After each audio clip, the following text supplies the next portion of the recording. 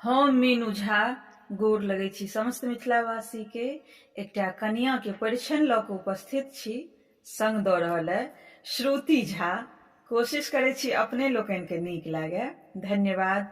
जय मिथिला, जय मैथिली। सुन गे सखिया अंगना एलै डोलिया कहार। सुन गे सखिया अंगना एलै डोलिया कहार। कहाँ गेली किया भेली सासु हे बड़ई तीन। कहाँ गेली किया भेली सासु हे बड़ई तीन। सुन गे सखिया लाबथुरही ओदाबी। सुन गे सखिया लाबथुरही ओदाबी। सुन गे सखिया अंगना एलै डोलिया कहार। कहाँ गेली किया भेली गोतनो बड़ई तीन। कहाँ गेली किया भेली गोतनो बड़ई तीन। सुन गे सखिया महफे में गुड़ खुआओ। सुन गे सखिया महफे में गुड़ खुआओ। सुन गे सखिया अंगना एलै डोलिया कहार। कहाँ गेली किया भेली ननदो बड़ई तीन।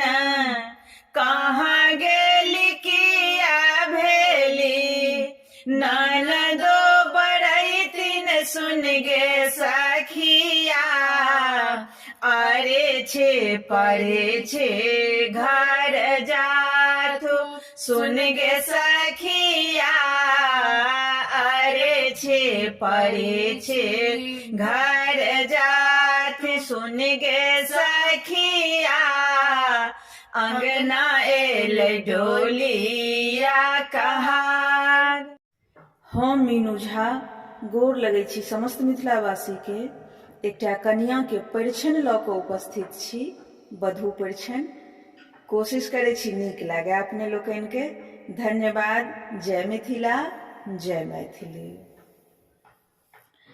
आजो शुभ घड़िया है आनंद के दिन सीता आएली। आजू अवधपुर में सीता आएली। आजू अवधपुर में सीता डोली में सवार।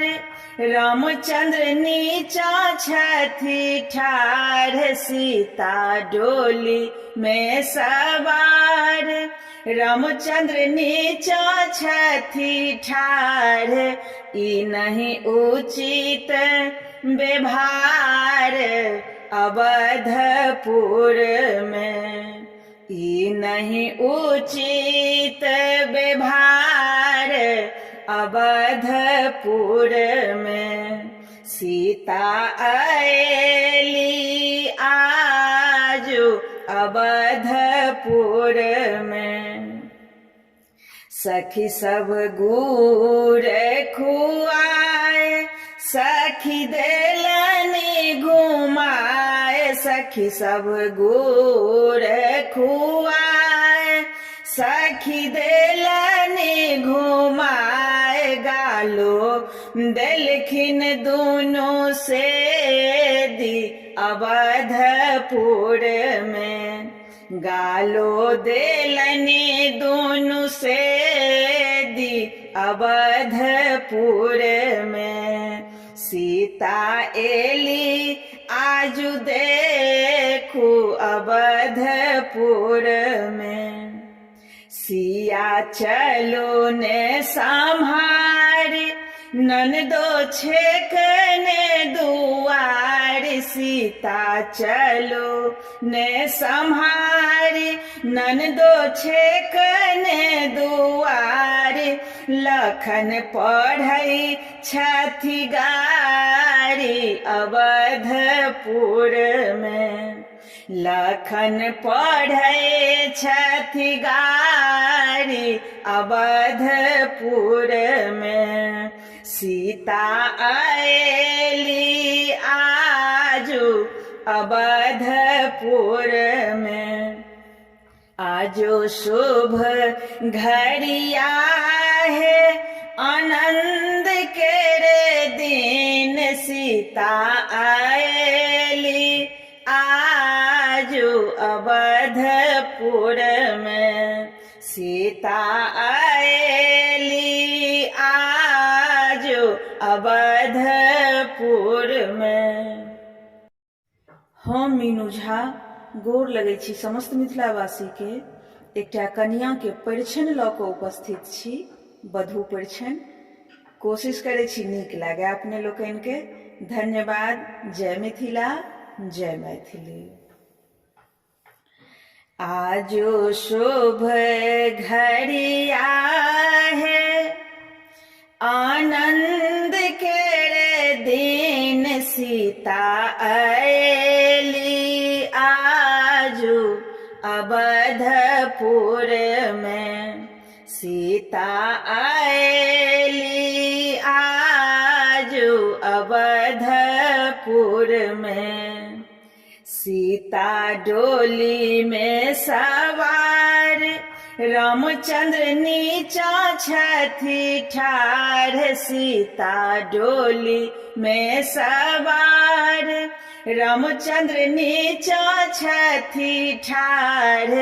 ई नहीं उचित व्यवहार अवधपुर में। ई नहीं उचित व्यवहार अवधपुर में। सीता आएली आजू अवधपुर में। सखी सब गुड़ खुआए, सखी देलनी घुमाए। सखी सब गुड़ खुआए, सखी देलनी घुमाए। गालो देलखिन दोनों से दी अवधपुर में।